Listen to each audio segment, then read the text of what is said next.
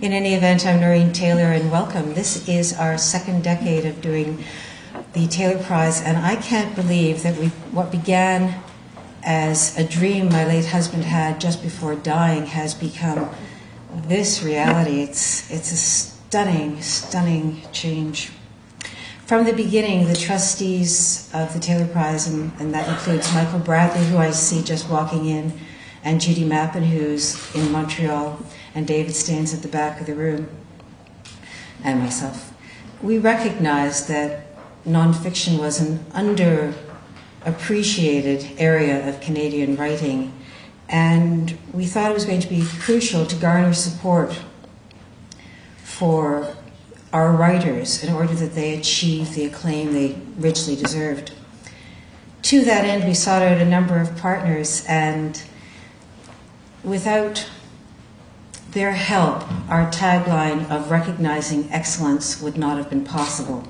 I think it's fair to say that without devoted booksellers like Ben McNally, who's here, inspired literary festival leaders like Jeffrey Taylor, who I saw standing over there somewhere, he's gone, and without media titans such as the Globe and Mail, Canada Newswire, Quill and Choir, the CBC Radio, all of our television friends, it would have been impossible to recognize this excellence.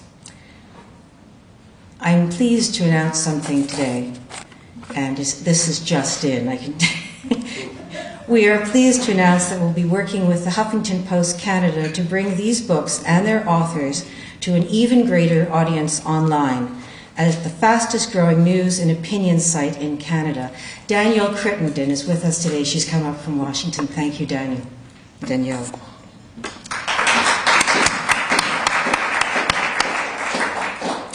Additionally, we've joined forces with Canada's magazine, Maclean's. So there's going to be even greater acclaim than before.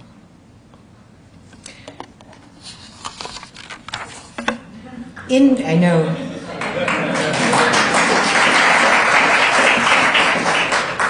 I remember in October I said, stay tuned, news is going to come, and it is. But one of the things we've done at the Taylor Prize is we believe that the value of the prize, the achievement of the prize, is creating a place of prominence for our authors in the hearts and minds of Canadian readers, so that in the time it takes them to write their next book, they've kept up their audience. To that end, we met with any number of people, but one of them was RBC Wealth Management. I don't know if you know this, but in the last couple years, RBC Wealth Management has been touring our winner across the country.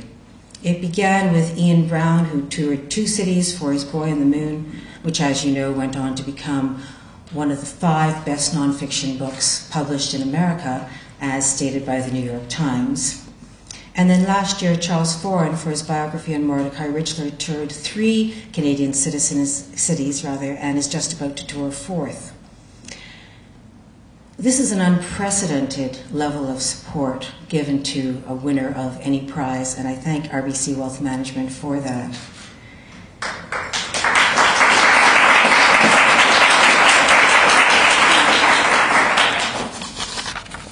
In October, I announced something that had developed from that working relationship, which is that RBC Wealth Management is now the presenting sponsor of the prize. And I was delighted in October and frankly unbelievably thrilled by mid-December when I went to the King Edward Hotel where we usually hold this press conference, only to find out that 2 of the 3 doors were blocked and there were hoardings up around the concert bar because the City of Toronto had decided to redo their sidewalks. I called Lorraine Shan from RBC. We had a meeting, and we are here today, so thank you, Lorraine. It would have been very difficult for you guys with television cameras to get in there, actually impossible. I'm about to introduce Vijay Palmer to bring greetings from the bank, but I should first say that I met Vijay at a reading that Ian Brown gave in Toronto. And like the rest of us, he fell under the spell of an amazing book. In the 1.5, 2 years since that reading, I've managed to get to know Vijay in a marvelous working and now a personal relationship. and it is therefore with great pleasure to announce Vijay Parmar to bring greetings from the bank. Thank you, Noreen. My feeling, I echo your feeling and sentiments as well. Good morning, everyone. And on behalf of RBC Wealth Management, I would like to congratulate the Charles Taylor Foundation, the jurors, the shortlisted authors, and the publishers who represent them. We are thrilled to be here today to celebrate the finalists of this year's Charles Taylor Prize for Literary Nonfiction.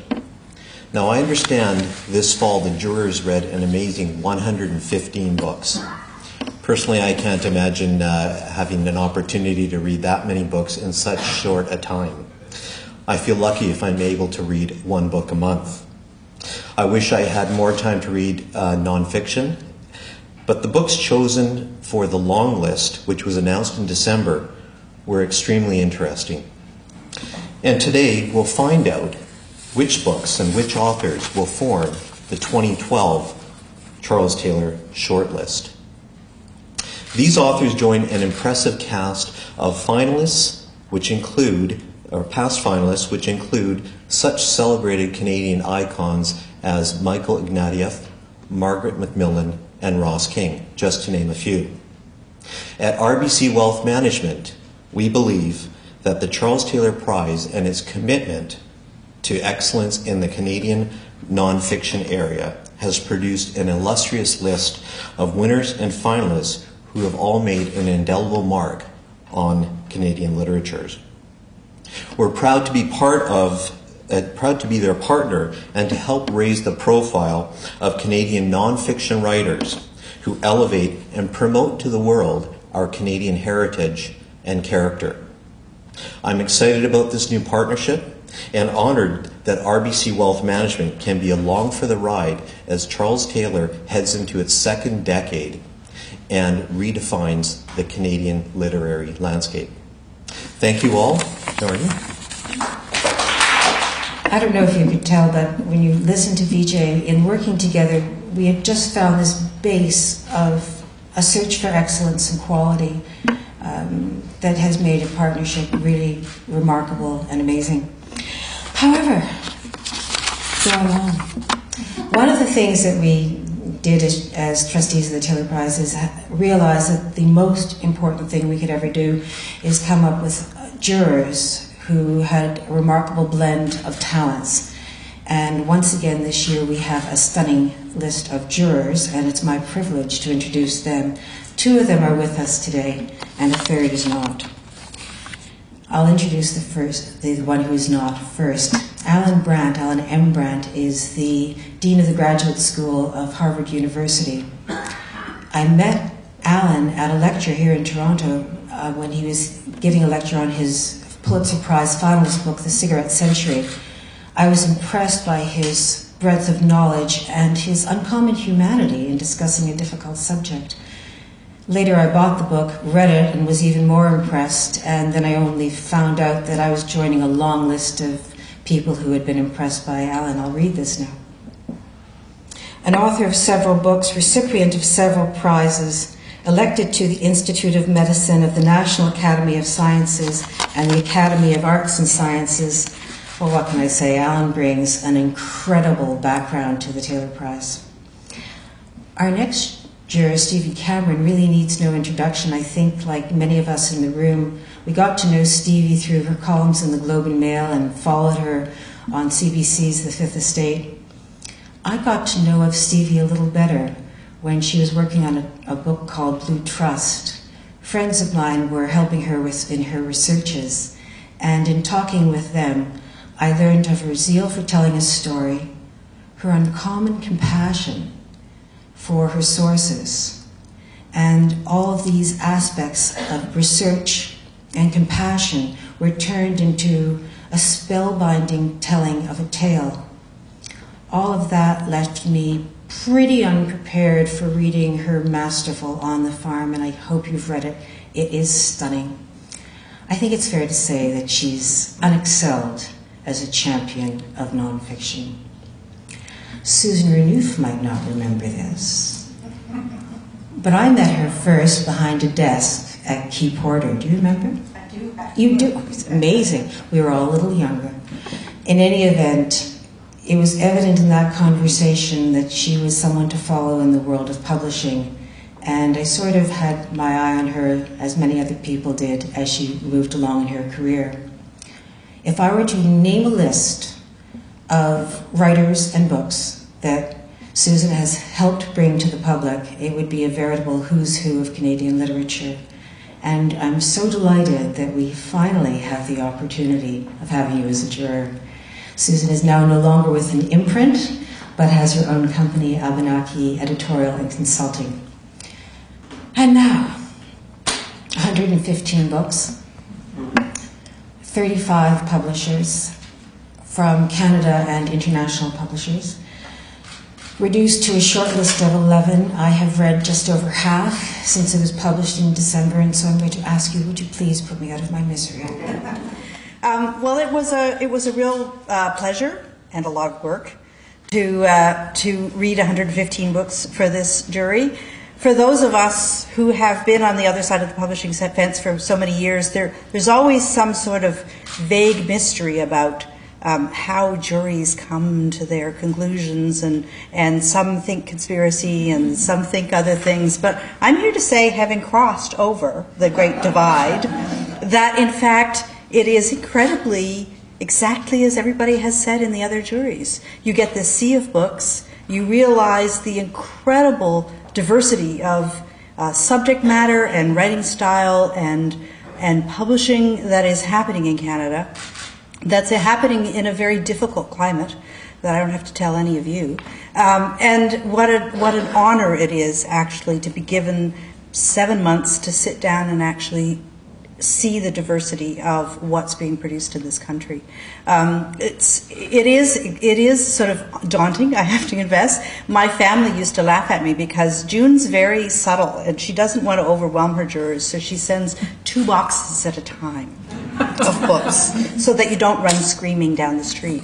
And as you know, friends of mine would say, well, you know, how do you read? I read by everything being everywhere. For 7 months in my house, by my seat at the dining room table, by every chair in the house, by my bed, by my cottage bed, there would be little teetering piles of books that would be waiting to be read. It is impressive. I know every juror says, oh, how hard it was to come down to the list. It really was. You think somehow there's going to be some magic bullet that makes it all become apparent. But with the quality of material that's published in Canada, it is really difficult to narrow it down. It was really hard to get it down to the long list, and it was a really difficult conversation to get it down to the short list. And I think that it speaks hugely to the sort of determination and skill and grit of both the writers and publishers in Canada that in our small market we produce this kind of material. Stevie. Okay. What we're doing is the following orders. We're supposed to talk to you about the jury process to some extent. So we're not trying to delay this, but it is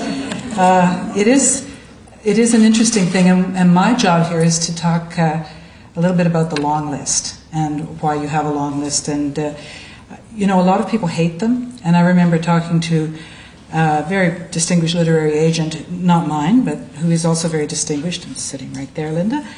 But she hates them. This other woman hates them, and so we had a big fight about it. And I'm going to tell you why I like them. I've been on a number of long lists, a number of short lists, and I'll have to tell you, to be on a long list or any list, is manna from heaven if you're a writer. The recognition doesn't just benefit the writers, you know. It benefits their editors, who never get any recognition, their publicists, their agents, all the fact checkers, in my case, the libel lawyers. You know, everybody... Even my serial killer had to be lawyered. It was, you know, there's such a team, and including the people that are in this room. And, you know, so when the book gets on the long list, everyone celebrates. I'm just one of a team. And I've had great people to work with. So One of our authors on the long list recently blogged. I'm going to tell you what it means to the writer because he said it better than anyone.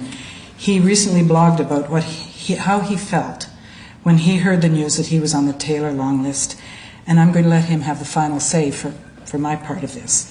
He says, "A writer's life is a solitary one, filled with strange days, sleepless nights, and constant self-doubt." Yeah. But then if you're lucky, if you have written a good book, yes, but more importantly, if various prize judges have taken notice of your book for whatever reason, your book begins to take on a life of its own once it's published, and all of the struggle and angst just disappears. This has happened to me over the last few months. Today I found out The Chimps, this is Andrew Westall's book, has been longlisted for the Charles Taylor Prize for Literary Nonfiction. And last week, I'll tell you, I was in the gym when I heard I was on the Taylor list. Last week I found out it had made the short list for the BC National Award.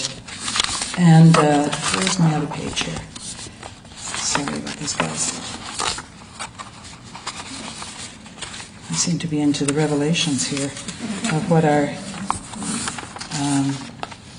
It is difficult to overemphasize how good these two nominations have made me feel, partly because I desperately hoped I would be so lucky with my first book, which I wasn't, and partly because I just sort of assumed I wouldn't be so lucky this time around because it wasn't the first time around. How strange it is that our expectations are often so incongruent with reality. I don't know whether I should laugh or cry or celebrate or feel badly for all of my fellow writers who haven't made the cut this year, but might well do with their next book or the book after that. Well, okay, I do know what to do. I will celebrate. I will celebrate well with frozen vodka and good cheese. But not without reminding myself this good feeling is transitory, just as the bad days and awful nights are. Those nights when you can't sleep and you can't write, and all you're doing is keeping your future wife awake with tossing and your cursing. Here's to the Chimps of Fauna. From here on in, everything is unexpected. So he speaks for all of us who get on a list. And I think now we're ready to tell you who our shortlist is. So do you want to start? Okay, that's great. So, the 2012 Charles Taylor Prize for Literary Nonfiction finalists are, the first one, Wade Davis for Into the Silence, The Great War, Mallory, and the Conquest of Everest, published by Alpha Canada.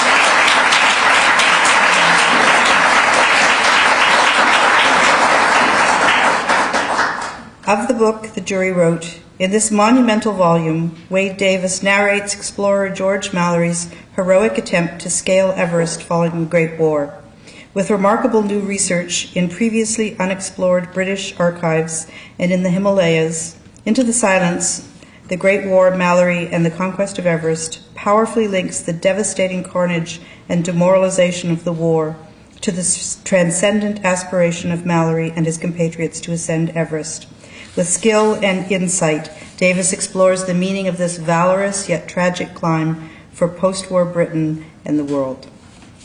Next author is Charlotte Gill for Eating Dirt, Deep Forest, Big Timber, and Life with the Tree Planting Tribe.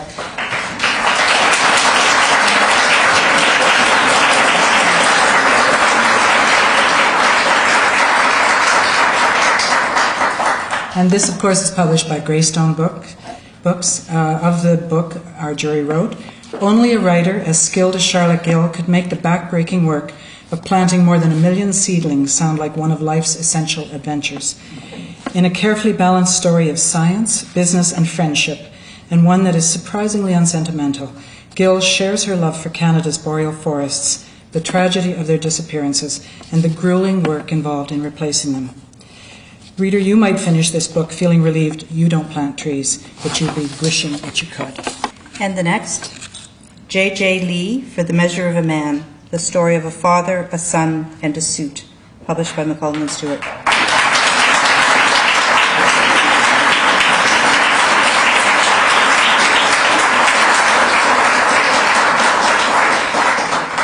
As an experienced radio current affairs producer, J.J. Lee knew what it took to make a good story, though he never expected his own life to end up in a book.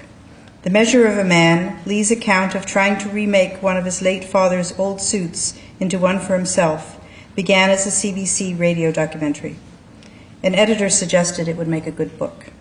She was right. Beautifully crafted, Lee's memoir is a heartbreaking page-turner about a family, an abusive father, and men's fashion.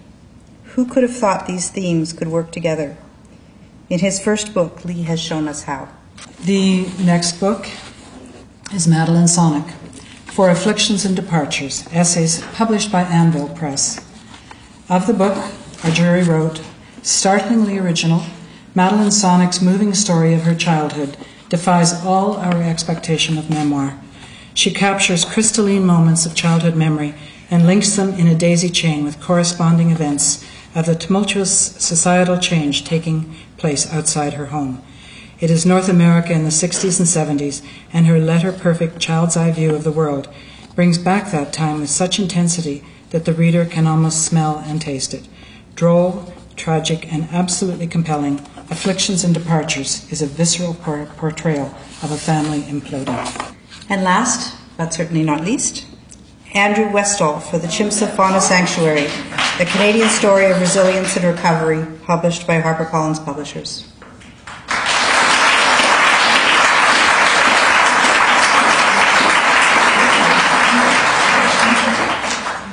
Brilliantly blending science and storytelling, primatologist and author Andrew Westall takes us deep into the world of the haunted and haunting rescued research chimps of Fauna Sanctuary. Pulled from decades of horrific lab conditions, rescued chimps live out the balance of their long lives in sanctuaries such as Fauna, cared for and loved by an extraordinary group of people. Westall deftly draws the reader into the wild day-to-day ride of life with the Fauna chimps, and soon their otherness falls away. Through his lens, the chimps are revealed as the individuals they are, with all their foibles, damage, and possibility. And the reader's worldview shifts on its axis. Heartrending and heartwarming, this is a stunning and important work of art and documentary and science. I just said I'm surprised, and it is a great list. It's an amazing, but I'm really surprised at some of these choices. I do this to myself. I tie myself in knots and think, well, it's so-and-so, so-and-so. Well, I'm wrong as ever. But all I can say from reading some book jackets is I think the air traffic between Vancouver and Toronto is going to be picking up sometime in the next 2 months. These next 2 months are going to be busy. If past performance is any indication of future behavior, there's going to be unprecedented media for these 5 authors who are outstanding. I know June Dickinson and Stephen Weir will be talking to their agents, publicists, and publishers tomorrow at a meeting, and she'll be getting in touch with you. Getting excited. In a couple months' time, we'll all be meeting back at Ben McNally's, who sold me Chimps of Fauna Sanctuary last spring, I'll have you know. And then we'll be meeting on March the 4th at his author's brunch at the King Edward Hotel, followed by March the 5th, once again at the Sovereign Ballroom for the 11th awarding of the Taylor Prize. Congratulations, jurors. Congratulations, publishers. It's an amazing list. And thank you, RBC Wealth Management.